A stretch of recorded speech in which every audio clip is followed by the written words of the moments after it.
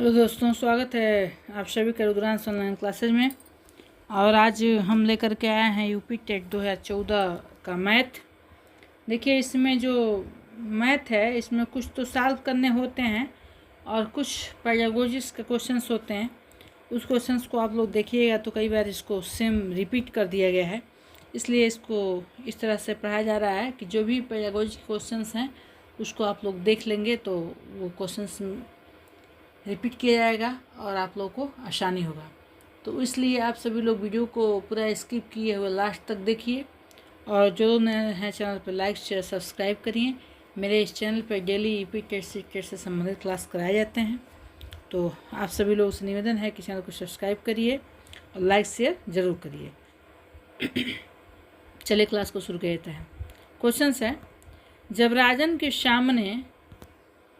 राजन के सामने वार्षिक समस्याएं आती हैं तो वह प्रायः पूछता है, मैं जमा करूं या घाटा, मैं गुणा करूं या भाग।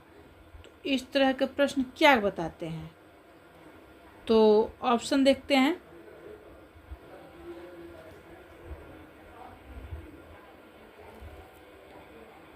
राजन जोड़ और गुणा नहीं कर सकता। ऑप्शन बी, राजन कक्षा में बाधा डालने के लिए अवसर खोजता है। राजन को भाषा समझने में कठिनाई होती है। और ऑप्शन डी है, राजन संक्रियाओं को नहीं समझता। और ये ऑप्शन जो है सही हो जाएगा, ऑप्शन डी जो है सही हो जाएगा। अगला क्वेश्चन, क्षेत्रफल की अवधारणा से परिचित कराने के लिए शिक्षक से शुरुआत कर सकते हैं। क्षेत्रफल की अवधारणा से परिचित कराने के लिए शिक्षक किस चीज़ की शुरुआत कर सकते हैं? ऑप्शन ए, भिन्न आकारों की आकृतियों का क्षेत्रफल ज्ञात करने के लिए सूत्रों को स्पष्ट करना। ठीक। ऑप्शन बी, हथेली, पत्ते, नोटबुक आदि से विभिन्न वस्तुओं की सहायता से किसी आकृति के क्षेत्रफल की तुलना करना। ऑप्शन सी, आयत की लंबाई और चौड़ाई का पता लगाना और आयत क्षेत्रफल के सूत्र का प्रयोग करते हुए क्षेत्रफल ज्ञात करना। ऑप्शन डी, इकाई वर्ग गणन की सहायता से आकृतियों का क्षेत्रफल ज्ञात करना। तो क्वेश्चन जो है, ऑप्शन जो है वो इस क्वेश्चन का ऑप्शन बी सही हो जाएगा। ठीक है, ऑप्शन बी सही हो जाएगा। चलिए अगला क्वेश्चन, EF एक वृत्त की जीवा है जिसकी लंबाई 10 सेंटीमीटर है। यदि वृत्त की त्रिज्या 13 सेंटीमीटर हो तो केंद्र से जीवा पर डाले गए लंब की लंबाई क्या होगी? तो इसका जो है ऑप्शन जो है वो ए सही हो जाएगा, 12 सेंटीमीटर। ठीक है ना। अगला क्वेश्चन, यदि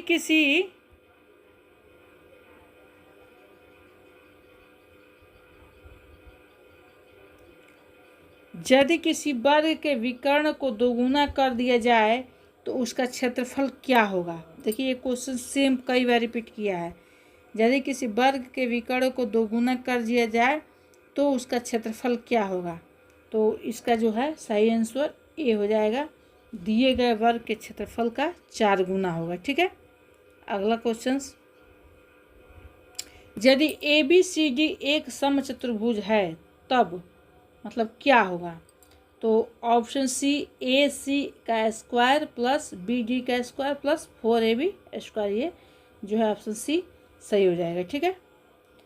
अगला क्वेश्चन, किन्हीं दो परिमेय संख्याओं के बीच मतलब क्या होता है? ठीक है। तो अनंत परिमेय संख्या होती हैं। क्या होती हैं? अनंत परिमेय संख्या होती हैं। ठीक है, ये ऑप्शन सी सही हो जाएगा। अगला क्वेश्चन, यदि 65 और 117 का HCF 65m-117 के रूप में दर्शाने योग्य हो तो m का मान है। तो इसका जो आंसर है बी सही हो जाएगा। ठीक है, 2 हो जाएगा। देखिए, ये क्वेश्चंस कई बार सेम रिपीट कर देता है, इसलिए इसको हम करा रहे हैं। एक परिमेय संख्या 5/19 व इसके योज्य प्रतिलोम के गुणनफल का गुणात्मक प्रतिलोम क्या होगा? तो इसका ऑप्शन ए सही हो जाएगा। ठीक है। क्वेश्चन नंबर 39 जो है, क्वेश्चन इसका सरलीकृत मान पूछ रहा है, तो इसका ऑप्शन सी सही हो जाएगा 8। अगला क्वेश्चन जो है, ए का मासिक वेतन बी के वेतन से 20% अधिक है, बी का सी के 30% अधिक है, इन तीनों का सम्मिलित प्रतिमाह 74,700 है, सी का वेतन है, तो सी का जो वेतन है वो निकालने पर 45,000 आएगा। ठीक है। अगला क्वेश्चन, यदि झील की लंबाई चौड़ाई 40 मीटर तथा 10 मीटर हो तो इसमें 1200 घन मीटर पानी है, तो झील की गहराई क्या होगी? ठीक है, तो ये 3 मीटर होगी, सही हो जाएगा आंसर। अगला क्वेश्चन 42 का जो है, इसका मान निकालना है, तो ये मान निकालने -2 इसका आंसर आएगा। ठीक है। अगला क्वेश्चन, आकृति का एक्स और वाई का मान निकालना है इसमें। ठीक है, तो इसका जो ऑप्शन है, ऑप्शन पहला सही हो जाएगा। ठीक है। अगला क्वेश्चन, एक एलिवेटर किसी खदान में 6 मिनट प्रति मिनट की गति से उतरता है। यदि एलिवेटर जमीन के स्तर से 10 मीटर ऊंचाई से उतरता है तो -350 मीटर उतरने में कितना समय लगेगा? तो 1 घंटा लगेगा, आंसर सी सही हो जाएगा। अगला क्वेश्चन, यदि दो संख्याओं का महत्तम समापवर्तक 35 और उनका लघुत्तम 525 है, उनमें यदि एक संख्या इतना है तो दूसरी संख्या क्या होगी बताना है, तो इसका ऑप्शन जो है डी सही हो जाएगा। ठीक है। अगला क्वेश्चन, यदि रुपए में कोई राशि 5 वर्ष साधारण ब्याज की दर से 6 वर्षों में 2600 हो जाती है तो वह राशि कितनी है? तो राशि 1500 है, ऑप्शन बी सही हो जाएगा।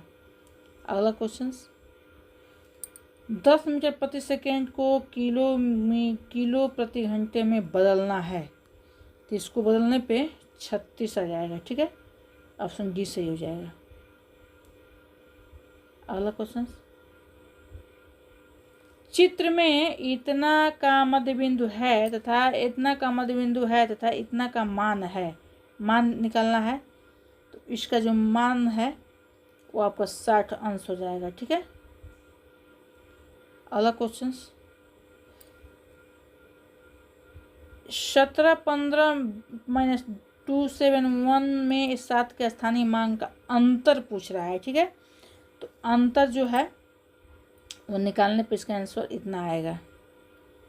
अगला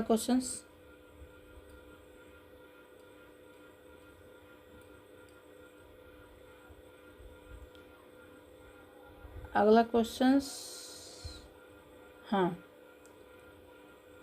किसी गनाब की 3 संलग्न फलकों के क्षेत्रफल का अंश ए बी तथा सी वर्ग है, इसका आयतन क्या होगा? तो इसका राइट आंसर हो जाएगा सी।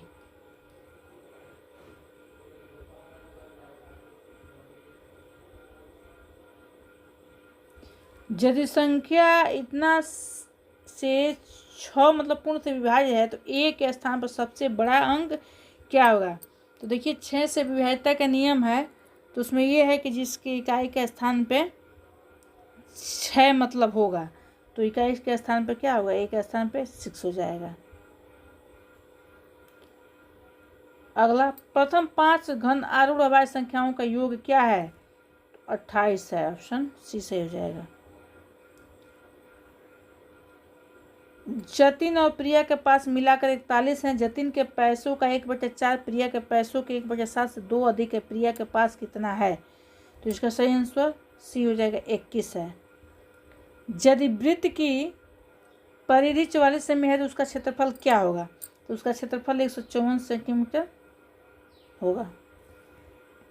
अगला क्वेश्चन, दो अंकों वाली संख्या के दोनों अंकों का योग 7 है। यदि संख्या में 27 जोड़ी अंकों का क्रम उलट जाता है तो क्या हो जाता है? तो वो 25 हो जाता है, ऑप्शन ए सही हो जाएगा।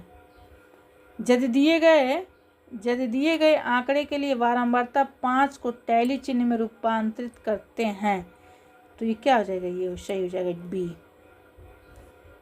अगला क्वेश्चन, दो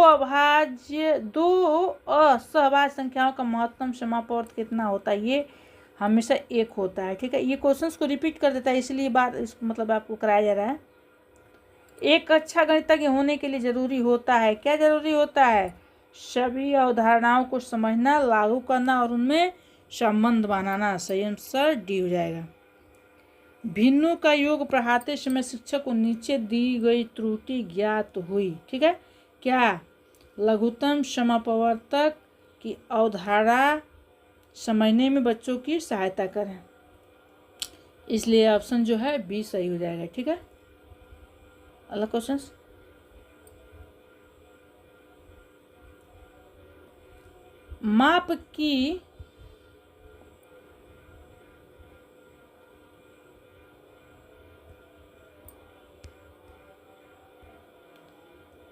माप की अवधारणा विकसित करने हेतु अपनाए गए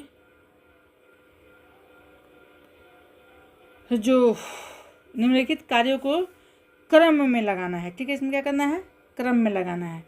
3, 2, 1, 4 यानी शिक्षार्थी सरल अवलोकन द्वारा वस्तु को सत्यापित करते हैं। हाँ, पहले सत्यापित किया जाएगा, तो इसलिए इसका आंसर क्या हो जाएगा?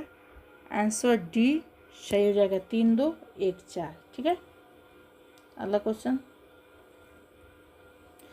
देखिए, लास्ट क्वेश्चन है और ये क्लास यहीं समाप्त होता है। मिलते हैं फिर अगले क्लास में, तब तक के लिए चैनल को सब्सक्राइब करिए और डेली क्लास को देखिए। थैंक यू, धन्यवाद, नमस्कार।